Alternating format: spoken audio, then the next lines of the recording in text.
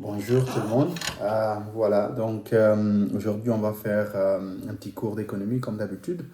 Je suis désolé pour ce petit silence. Donc il y a eu beaucoup de travail et également il y a eu des obligations familiales, etc. Donc les 2, 3 dernières semaines ont été très chargées de ma part. Donc voilà pourquoi j'avais pas fait de vidéo. Voilà, donc là, ça commence à se calmer un peu, donc j'ai un peu plus de temps. Donc nous allons continuer dans notre lancée et parler un peu des modèles économiques, en fait, des petites introductions que nous avons décidé de voir ensemble. Sans plus tarder, si vous vous rappelez, la dernière fois qu'on s'était parlé, donc dans la vidéo, on avait parlé d'inflation, de PIB, pardon. Donc on avait à peu près détaillé tout et tout, comment calculer le PIB, comment c'était important de savoir qu'est-ce qu'il y a dans le PIB. On avait également fait des applications pour la Guinée, et puis etc. etc. Voilà.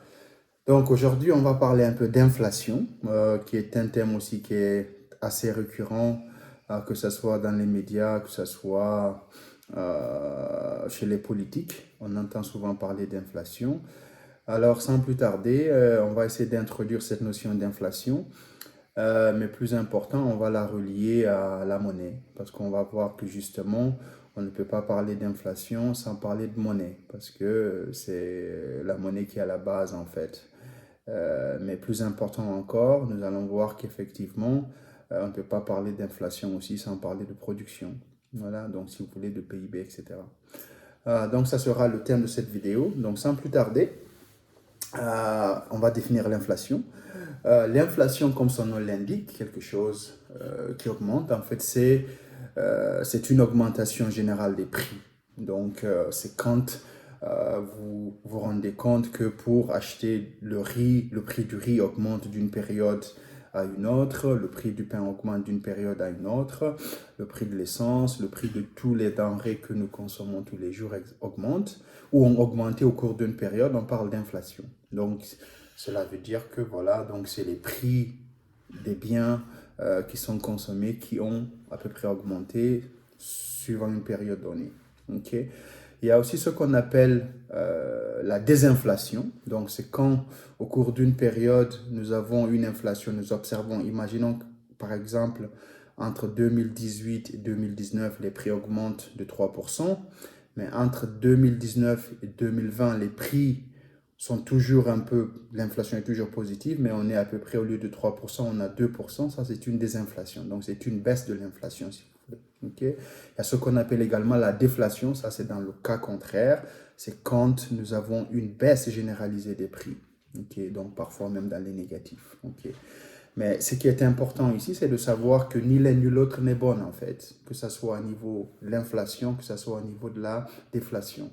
L'inflation, qui est une hausse généralisée des prix, n'est pas assez bonne en général, même si à un certain seuil, ça peut être rentable, mais en général, l'inflation n'est pas bonne, que ce soit pour les consommateurs, que ce soit pour les producteurs, que ce soit pour l'économie en général. La déflation, c'est la même chose. Ok. Donc, c'est ça. Donc, rappelez-vous que l'inflation, c'est une hausse qui est généralisée des prix. Donc, c'est ce qu'on appelle inflation. Donc, dès que vous entendez parler d'inflation, pensez à une hausse des prix. Ok. Maintenant, comment mesure-t-on l'inflation en économie? Pour mesurer l'inflation, on a deux méthodes en fait. Donc, la première méthode qu'on appelle l'indice des prix à la consommation. Donc, on essaye d'utiliser un indice. Et la deuxième, c'est ce qu'on appelle le déflateur du PIB. Donc, rappelez-vous bien, on avait commencé par le PIB. Okay. Alors, c'est quoi l'indice des prix à la consommation? Assez souvent, c'est cet indice-là qui est mentionné dans les médias. Okay. Assez souvent, quand on parle d'inflation, dans la vie de tous les jours, on essaye vraiment de savoir comment les prix, c'est-à-dire l'indice des prix à la consommation ont augmenté. Okay, ce n'est pas souvent le déflateur du PIB. Donc le déflateur du PIB, je dirais, c'est un peu plus académique ou c'est un peu plus, disons, poussé un peu. Donc, mais en général, ce qui va nous intéresser, vous et moi ici, on va se focaliser sur ce qu'on appelle l'indice des prix à la consommation parce que c'est ce qui va vraiment nous dire si les prix ont augmenté au cours d'une période ou si les prix ont baissé au cours d'une période. Okay? Donc, en abrégé, on l'appelle IPC. L'indice pour le I, des prix pour le P, à la consommation pour le C. Ok, donc l'IPC. Donc, si vous voulez parler de l'IPC, eh ben, qu'est-ce qu'on fait? Donc, pour calculer l'IPC, comme son nom l'indique, c'est un indice. Donc, qu'est-ce qu'on fait? On essaye de voir un panier de biens qui est représentatif de la consommation du ménage. Ok. Donc, par exemple, dans notre cas, nous, on va voir le ménage moyen guinéen. Donc, qu'est-ce qu'on consomme en moyenne? Donc, ce n'est pas quelque chose qui est assez compliqué dans notre cas, nous. On va voir les biens qui sont assez souvent achetés par le ménage moyen, okay, pour représenter à peu près l'économie. On ne va pas prendre le ménage qui est assez aisé parce qu'il ne représente pas la population. On ne peut pas non plus prendre le ménage qui n'a pas des revenus, qui est un peu plus pauvre, si vous voulez, qui n'a pas des revenus assez élevés aussi, parce que lui aussi ne représente pas toute la population. Donc, on va à peu près prendre le ménage moyen qui est plus représentatif de la population. Et donc, qu'est-ce qu'on va voir? C'est de voir qu'est-ce que ce ménage moyen consomme. Qu'est-ce qu'il achète quand il va au marché? Qu'est-ce que ce ménage-là achète? Donc, par exemple, imaginons que nous, en Guinée, le ménage moyen consomme 4 types de biens ou 4 types d'aliments. On va mettre du pain, on va mettre du riz, on va mettre de l'huile, on va mettre du poisson, par exemple. On va mettre un autre bien, si vous voulez, des oignons, par exemple, pour faire simple. Mais je sais qu'il y en a plus, ok? Donc, il y en a plus. Mais imaginons que nous avons ces 5 biens. Donc, on a regardé le panier moyen du ménage guinéen. On a vu qu'assez souvent, tous les Guinéens, assez souvent, achètent ces 5 types de biens. Okay? Donc ça, c'est à peu près le panier représentatif. Okay? On aurait pu mettre du lait, on aurait pu mettre d'autres, etc., etc. Mais là, c'est pour faire simple. Okay? Donc, qu'est-ce qu'on va faire? On va essayer de voir les prix de ce panier moyen qui est consommé par le ménage moyen guinéen ou de n'importe quel pays. On va, par exemple, imaginons qu'on est en 2019. Okay? Donc, on regarde l'année 2019. Donc, en 2019, on va récupérer, on va voir les quantités et les prix de ces biens-là. On va les marquer sur un petit bout de papier, etc. Ou vos tickets de caisse, si vous faites dans les supermarchés, etc. Et après, on va revenir, si vous voulez, un semestre, un an plus tard. Okay? Vous achetez le même type de panier. Okay, parce qu'il ne faut pas encore après, et les mêmes types de quantités, il ne faut pas changer les quantités, okay, ni les biens, parce que dans ce cas-là, vous ne pourrez pas vraiment avoir une mesure exacte de l'inflation. Okay? Donc en 2019, on achète du pain, imaginons on achète des quantités X de pain, des quantités Y de riz, quantité Y Z d'huile, quantité, je sais pas moi, aussi de la même quantité aussi de tout ce que vous voulez. Voilà. Donc ça c'est en 2019. Et on revient un an plus tard. Imaginons qu'un an c'est mieux parce que j'ai des données annuelles pour l'inflation ou pour l'indice des prix pour la Guinée. Okay? Donc, on revient en 2020, la même période, on va encore acheter ce même type de bien qui est inclus dans le panier, on va aussi récupérer les prix. Et après, qu'est-ce qu'on va faire? C'est de faire un ratio, c'est de faire une division entre 2020 et 2019. Donc, dans ce cas-là, on peut calculer l'indice des prix par rapport à 2020 et 2019. Donc, on peut calculer notre inflation. En général, c'est comme ça qu'on le calcule. Donc, on peut voir justement, est-ce que entre 2019 et 2020, les prix ont augmenté de, je sais pas, de 2%, de 3%, de 4% pour ce panier représentatif, bien sûr. Okay? Donc, dans ce cas-là, on calcule notre indice et après, on le transforme en pourcentage et puis ça sera notre indice des prix à la consommation. Et ça, c'est cet indice-là qui est assez souvent publié par les statistiques. Okay? Donc, l'indice des prix à la consommation est calculé à partir d'un panier de biens qui est représentatif de la consommation du ménage moyen. Et donc, pour cela, on prend une période, on achète ce type de bien qui est inclus dans le panier représentatif, on revient un an, un semestre plus tard, on achète ces mêmes types de biens qui sont inclus dans le panier avec la même quantité. Et après, on calcule notre indice en faisant ce ratio-là par rapport à ce qui a été acheté en 2020 et 2019. Okay? Donc, dans ce cas-là, on fait nos calculs et puis on nous dit voilà, donc les prix ont augmenté de 30%, les prix ont augmenté de 20%, etc. etc. Donc, c'est ça l'inflation. Okay?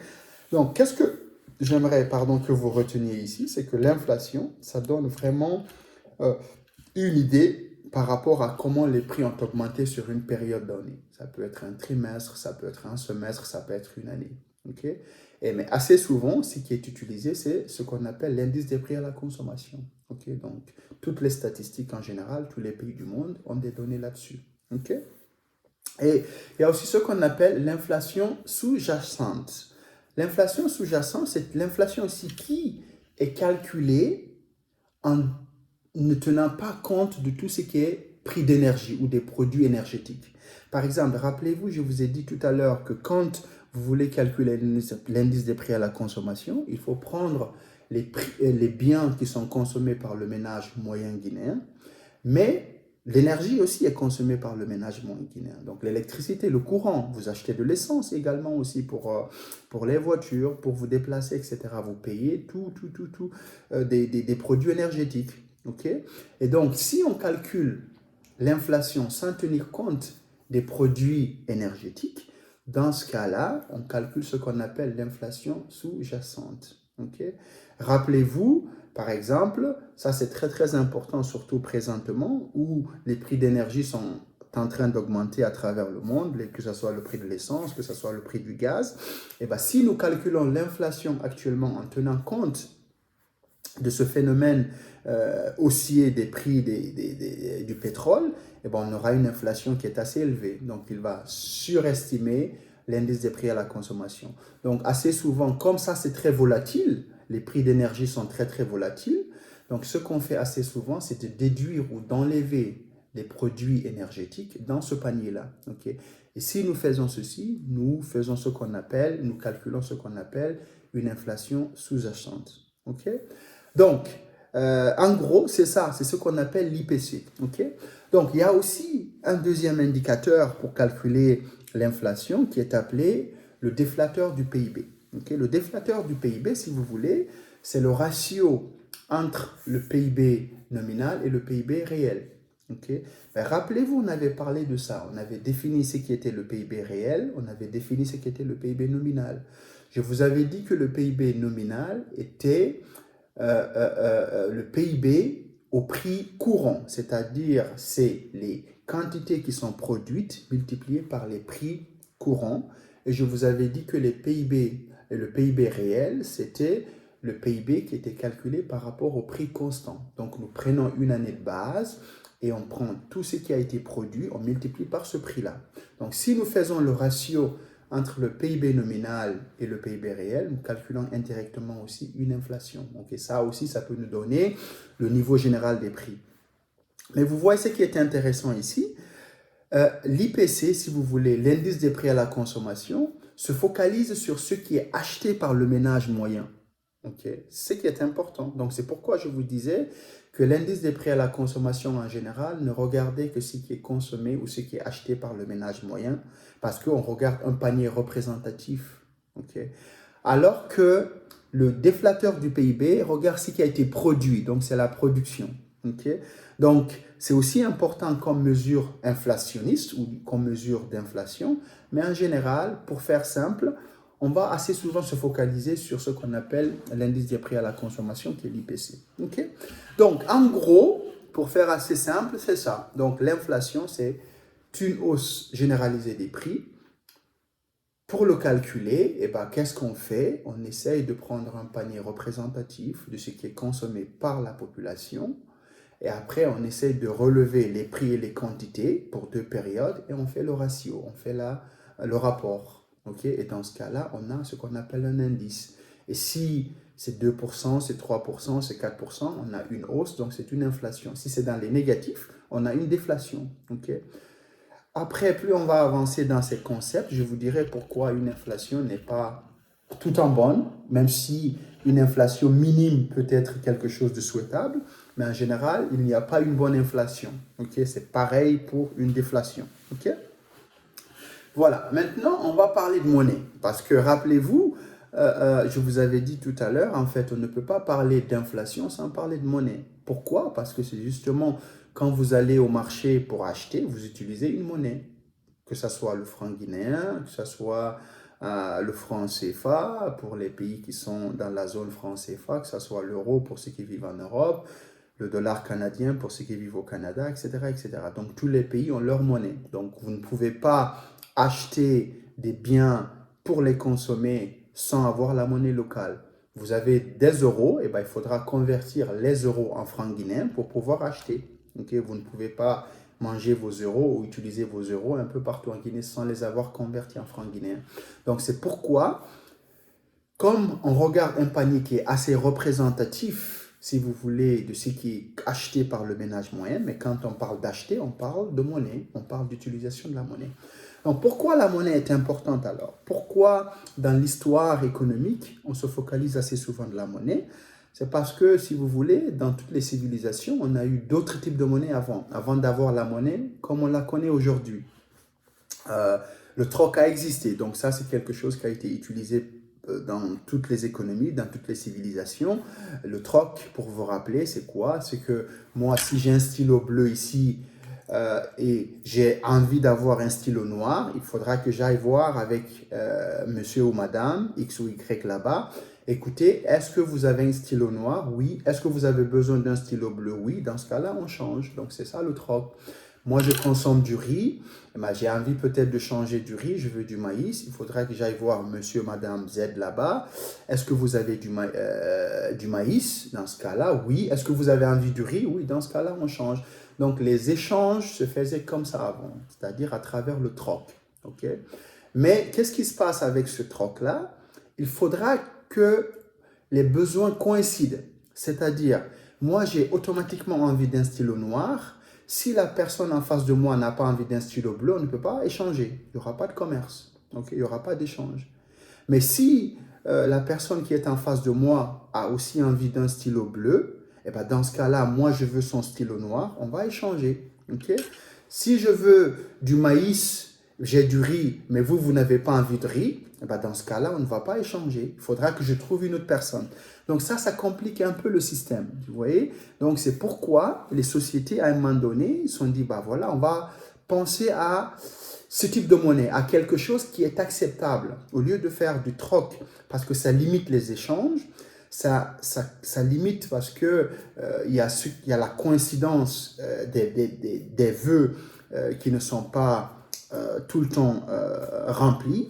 Et ben, qu'est-ce qu'on va faire? On va créer, par exemple, certains types de monnaie qui vont être acceptés par tout le monde.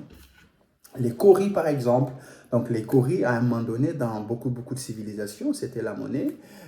Donc, tout le monde prenait des kauris. Et ben, moi, je veux du riz. Je n'ai pas besoin d'aller trouver quelqu'un qui a du maïs pour l'échanger avec moi. Et ben, je me cherche des kauris. Je vends mon riz. On me donne des kauris et après j'utilise ces kauris-là pour pouvoir acheter du riz que je vais consommer. Okay? Donc, du coup, on diminue un peu ces problèmes de transactions qui existaient quand il y avait le troc. Okay? Ça, c'est un peu l'histoire de la monnaie. Okay? Depuis, la monnaie a évolué. Donc, nous avons eu beaucoup de types de monnaies. Nous avons eu des monnaies commodités, par exemple, comme les kauris. Vous avez eu la monnaie marchandise indirectement, si vous voulez. Okay? Et de nos jours, on a ce qu'on appelle la monnaie fiduciaire, c'est la monnaie papier. Okay? Mais c'est quoi cette monnaie fiduciaire? C'est une monnaie qui a une valeur que parce qu'un gouvernement a dit qu'elle avait de la valeur, elle a garanti. Donc, si vous voulez, c'est une institution, en l'occurrence un État souverain, qui décide de garantir la convertibilité de cette monnaie-là. C'est pourquoi on a confiance, en fait. Okay? Parce que s'il n'y avait pas cet État souverain ou ce gouvernement souverain, eh ben, ce n'est qu'un bout de papier. Okay? On est d'accord. Mais il y a un gouvernement qui est derrière, un État souverain qui est derrière, qui vous dit, voilà, c'est de la monnaie, vous pouvez utiliser cette monnaie pour toutes vos transactions. Okay? Que vous achetez du lait, du pain, de la farine, dans n'importe quelle situation, vous pouvez le donner au marchand, il l'accepte et il vous donne ce que vous avez envie. Ok? Et bien justement, ça, c'est ce qu'on appelle la monnaie fiduciaire. Ok? Donc, ça, c'est très important. Ok? Vous avez ce qu'on appelle aussi la monnaie scripturale. Donc, en latin, je crois que c'est écriture. Donc, ça, c'est la monnaie que vous avez dans vos comptes, par exemple. Quand vous vous connectez dans votre compte en banque, vous avez un montant qui est mentionné, ben ça c'est de la monnaie aussi. Mais vous ne pouvez pas l'utiliser en tant que tel. Il faudra utiliser votre carte de crédit, votre carte de débit, vous retirer de l'argent pour vous en servir. Ok? Mais ici, pour faire simple pour le cas guinéen, on va plus se concentrer sur la monnaie fiduciaire qui est une monnaie qui n'a de valeur que parce qu'elle a été garantie par l'État guinéen. Okay? Et ben c'est pourquoi quand vous regardez les monnaies de toutes les nations, de tous les pays, il y a l'histoire du pays sur les billets, okay? Ou sur les pièces, les coins. Okay? Donc on va vous mettre voilà, le premier président, les résistants, l'histoire du pays, les régions du pays, etc. etc. C'est justement parce que l'État veut montrer à travers cette monnaie-là, c'est notre pays, donc on garantit la convertibilité pour toute personne qui a besoin d'échange. Ok? Voilà. Donc ça, c'est, pour faire à peu près simple, c'est un peu l'histoire de la monnaie comme on la connaît aujourd'hui. Mais ça va encore changer de plus en plus dans les prochaines années. Donc, il y a beaucoup de transactions maintenant qui se font à travers Internet, etc. etc. Donc, peut-être la monnaie est aussi appelée à évoluer dans les temps. Mais pour faire simple, rappelez-vous donc pourquoi la monnaie est importante, parce que c'est à travers cette monnaie-là que nous faisons nos échanges journaliers tous les jours. Nous achetons, nous vendons et la monnaie, elle est comme unité de change. Donc les prix sont mentionnés en référence à une monnaie. Et ben, la monnaie, elle sert aussi de réserve de valeur parce que justement, vous n'avez pas peur qu'elle perde la valeur parce qu'elle est garantie par un État. Et justement, dans les pays où on sent que les gouvernements vont avoir des problèmes, et ben vous voyez justement que les gens veulent s'en débarrasser. Ils vont essayer de les convertir en devises étrangères parce qu'ils savent que justement le gouvernement en question a des problèmes parce que justement ça ne peut plus être garanti. Et ça, automatiquement, comme on le verra par la suite, va créer ce qu'on va appeler des hyperinflations ou de l'inflation qui est assez forte. Donc, encore une fois, il y a le mot confiance que je vais me focaliser un peu ici. Donc, il y a un gouvernement souverain qui est là, qui vous dit, voilà, donc, nous, on vous garantit que si vous avez ces billets de banque, vous avez ces pièces-là, vous pouvez les changer, vous pouvez les utiliser pour acheter votre consommation de tous les jours. Okay? Ça, c'est un peu la monnaie. Okay? Maintenant, comment cette monnaie-là est liée à l'inflation? Ça, c'est important. Okay? Ça, c'est très important et c'est quelque chose que je vais essayer de vous expliquer en des termes assez simples, surtout pour le cas guinéen. Donc, qui imprime les billets de banque? Qui imprime les pièces? Qui est en charge de la monnaie en Guinée? C'est la Banque centrale. C'est un gouvernement, c'est le gouvernement. Mais en général, on assume, il y a le consensus, si vous voulez, de Washington qui essaye de faire en sorte que les banques centrales soient indépendantes des gouvernements. Okay? Donc, normalement, les banques centrales ne doivent pas être dépendantes des gouvernements parce que justement, quand les gouvernements sont... en fait, parce que c'est politique. Donc, si vous voulez, quand je suis au pouvoir, je suis un politicien, et ben, qu'est-ce qui peut se passer? Et ben, je peux me servir de la banque centrale pour imprimer des quantités de billets et utiliser ça à des fins politiques, okay? Quand il y a des élections qui arrivent, etc., ou me servir de ça. Donc, on appelle ça souvent la planche à billets. Okay? Et ça, en général, ça détruit l'économie complètement. Donc, toutes les économies qui ont utilisé les planches à billets dans le passé ont eu ce qu'on appelle des cas d'hyperinflation. Donc, la monnaie perd sa valeur parce que justement, elle ne peut pas être garantie par l'État en question et les gens n'ont pas confiance. Okay? Donc, ce consensus-là dit que les banques centrales sont des entités qui sont indépendantes des gouvernements parce que les politiques viennent, ils partent. Okay? Les politiques, ils sont élus durant un mandat de 5 ans, de 4 ans, dépendant du pays. Donc, elles ne peuvent pas, ces politiques-là ne peuvent pas être liées aux banques centrales parce que justement, sinon, ils vont instrumentaliser la politique monétaire. Et une fois que la politique monétaire est instrumentalisée, ça peut créer des problèmes dans l'économie. Donc, on a besoin de cette indépendance entre banque centrale et et le pays. OK? Donc, pour faire simple ici, donc c'est la Banque centrale de la République de Guinée, la BCRG, qui est responsable de la création monétaire. Donc, elle est l'entité garante qui est la seule dans le pays qui a la possibilité d'imprimer des billets et des pièces de monnaie, du franc guinéen. Okay? Toute autre entité qui fait ça est hors la loi. Donc, c'est la contrefaçon. Donc, toute la monnaie que nous avons dans notre pays, justement, émane de la Banque centrale. Okay. Et justement, vous allez le voir un peu plus tard, nous reviendrons, justement, la Banque centrale, elle doit être indépendante du pouvoir en place. Okay, justement. Pourquoi? Parce que ça peut créer ce manque de confiance dans l'économie, justement par rapport à la monnaie, et qui peut détruire les fondamentaux de l'économie. Okay? Donc, maintenant, il y a deux choses que j'aimerais que vous compreniez ici, c'est l'offre et la demande de monnaie. Okay? Qui offre la monnaie? C'est la Banque centrale qui offre la monnaie. Okay? Parce que c'est elle qui la produit. Okay? Qui demande de la monnaie? C'est les consommateurs, vous et moi. Okay? C'est les Guinéens, vous et moi, qui demandons de la monnaie. Okay? Mais nous demandons de la monnaie, on ne va pas juste aller appeler la Banque centrale, oui, je veux de la monnaie. C'est par rapport à notre labeur, par rapport au travail que nous faisons, par rapport au salaire que nous recevons. Donc, quand nous travaillons, nous rendons service, nous travaillons dans une société, pour le gouvernement, pour toute autre entité, on reçoit des salaires. Et donc, c'est ce salaire-là qu'on va utiliser pour faire notre demande de monnaie. Donc, nous demandons de la monnaie par rapport à ce salaire-là, qui est offert par la suite par la Banque centrale. Et ensuite, par la suite, nous prenons cette monnaie-là, on est payé en francs guinéens, nous consommons, nous payons notre nourriture quotidienne, etc., etc. Nous faisons nos besoins avec cette monnaie-là. Okay? Et pourquoi la Banque centrale, parfois, a besoin de contrôler la quantité de monnaie qu'il y a dans l'économie? Parce que rappelez-vous, comme je vous l'expliquais, on le verra par la suite, c'est qu'en fait, la Banque centrale a intérêt à contrôler la quantité de monnaie qu'il y a dans l'économie. Pourquoi? Parce que imprimer beaucoup de monnaie dans l'économie va créer ce qu'on appelle une inflation. Okay? Donc, pourquoi ça va créer de l'inflation? Parce qu'il y a une relation entre le niveau général des prix et la production et la quantité de monnaie, en fait. Okay? Qu'est-ce que cette relation nous dit? C'est la théorie quantitative de la monnaie en économie, en fait. Elle est appelée théorie quantitative de la monnaie. Cette théorie-là nous dit que le niveau général des prix est proportionnel à la quantité de monnaie qu'il y a dans l'économie. Okay? Donc, il ne faut juste pas imprimer de la monnaie comme on peut l'imprimer, mais en général, il faut que cette monnaie-là soit liée aussi à ce qu'on produit dans le pays. Okay?